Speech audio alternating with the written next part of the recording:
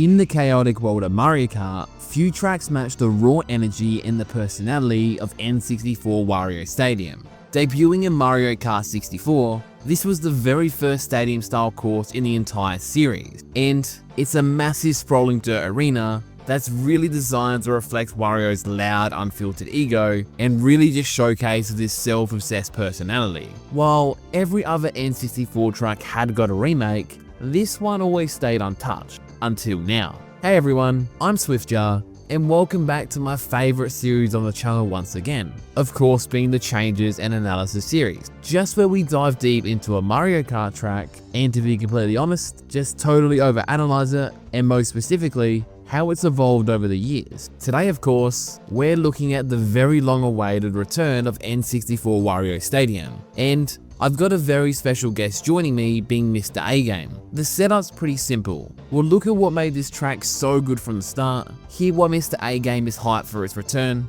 and then just go over all the updates you'll be getting in Mario Kart World. If a certain part catches your eye here, and you don't feel like sticking around for the entire video, you can just simply jump to it using the timestamps down below. And before we get started, I just wanted to let you know that I am going to be giving away a Nintendo Switch 2 on this channel and a copy of Mario Kart World. To be part of the giveaway, all you have to do is simply be subscribed to this channel. And if you're in the Swift Cafe Discord or you'll follow me over on Twitter, you'll also get an extra entry. But that's enough yapping, let's get into the video.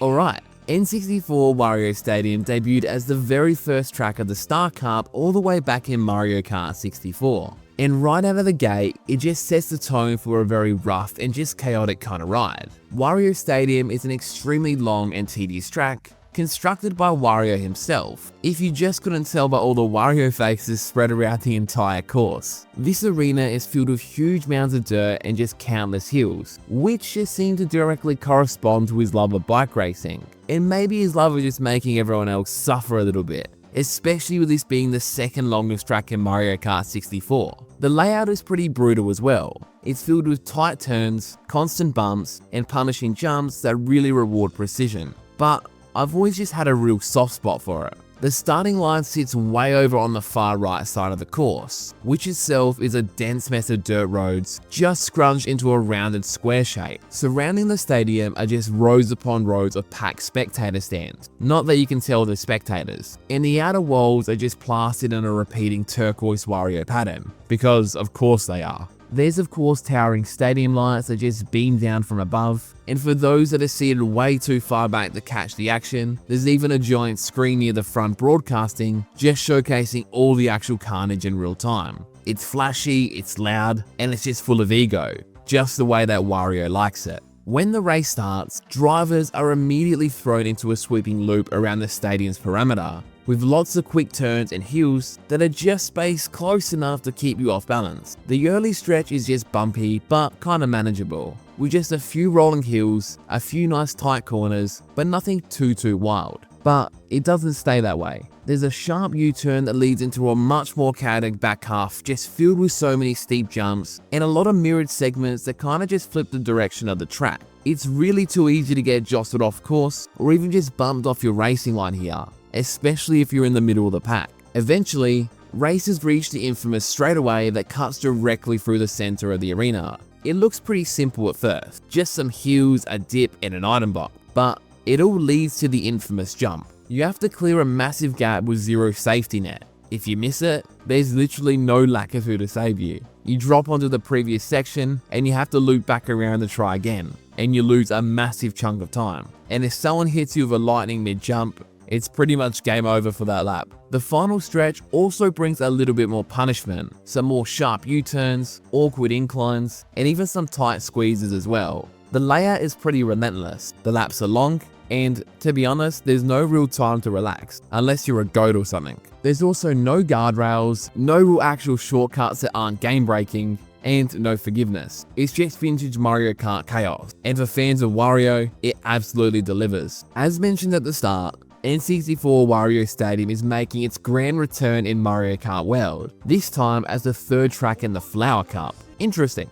Visually, it's had a complete glow up. It looks drastically different from its original form in Mario Kart 64, and honestly, just by looking at it, it's absolutely stunning. There's bright lights, a much better upgraded color scheme, and just a whole new energy around this arena. The track, of course, can now be played both during the day and also night, but while it does look flashier than ever, the layout has been noticeably trimmed down, which we'll come back to in a second. Before I dive into all the actual core changes, I want to pass the microphone over to my good friend MrAGame, who is just as hyped about this track making a comeback that I am. Take it away, my dude. Thanks, Swiftjar. Wario Stadium is a pretty big deal as it signifies the last Mario Kart 64 track to be remade in a future Mario Kart game, and boy is it different. I used to absolutely dominate Wario Stadium as a kid. I would never do the actual route and instead always go for the shortcut at the very start of the track, where you could jump over the wall and skip half of the course. So I'm selfishly a tiny bit disappointed that this has been removed in Mario Kart World. However, the rest of the track looks incredible. I love the reimagining of the massive jump at the end of the lap, where it now has massive fire pillars and all of the jumps look super Wario-esque. The whole track feels as if it's been cobbled together with scrap metal piles. I can easily see this as being a fan favourite track for 64 nostalgics. I love the DS remake in Mario Kart 8, but no Wario course comes close to the N64 track, including Wario Coliseum. I am so glad this course is back. Thanks, my guy. It's always a pleasure having you on the channel, and I look forward to an actual coffee in real life, as we're both actual South Australians. Now, although we don't have official high-quality gameplay footage from Nintendo, there is actually some mobile film footage just floating around out there, as well as a few official snippets of the track. So we'll be working with what we got here just to break down everything that's changed and also what stayed the same. Let's start with the biggest change. The course has been drastically shortened. They've completely removed the middle third, which, to be completely honest, I don't personally mind at all. To you purists out there, of course this is going to absolutely piss you off, but for me, I'm actually okay with it. One of the main gripes with this original track was just its length, and the new version to me just feels right.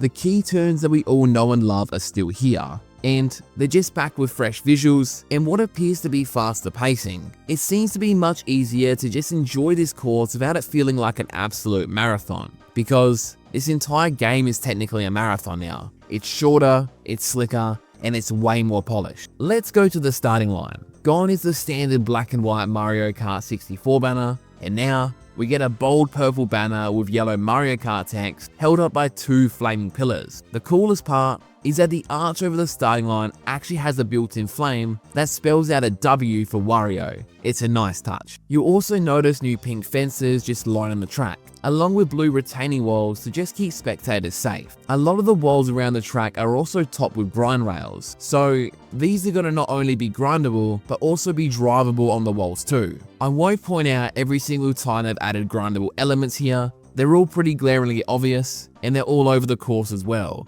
just making it feel so much more 3D. The advertising signs around the track are also a very nice touch. There's fun WarioWare references with the nose of sponsors, and the artwork brings back the old Wario Land kind of vibe. Plus, I'm just all about this Waluigi vintage clothing sign. I actually want some merch, baby. But with all these fresh additions comes one big disappointment. Where the hell did all the Wario turquoise walls go? Those were damn iconic, and it's a real shame to see them gone. If you take a peek into the background as well, you'll see large beaming stadium lights and what appear to be old worn down building, which I kinda hope no one's working in, but it just matches the vibe here perfectly. The track also now appears to be a lot more wider, with of course the road being drivable and all just leveled out a little bit more, while the off-road sections are now visible with mud on either side, so you can probably cut through there with a mushroom. The small bumps at the start have also been adjusted into a larger dip with just a singular jump at the peak. I also love the touch of warning signs just around the course and all the flame lit bins as well. It really gives off an edgy vibe.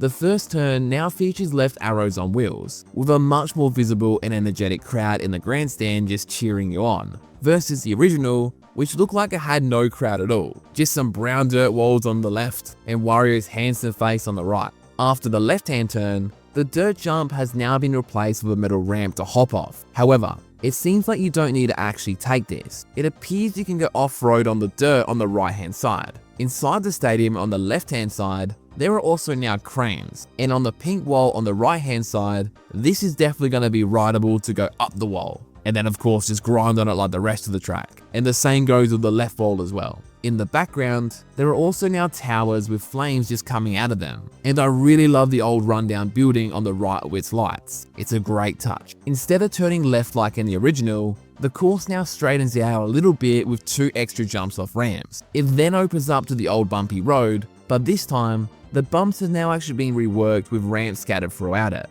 I've said it in all my other chain videos so far as well, but I just love the big stadium lights just lighting up the areas now. I do wonder if those string lights on the right wall though will be grindable too.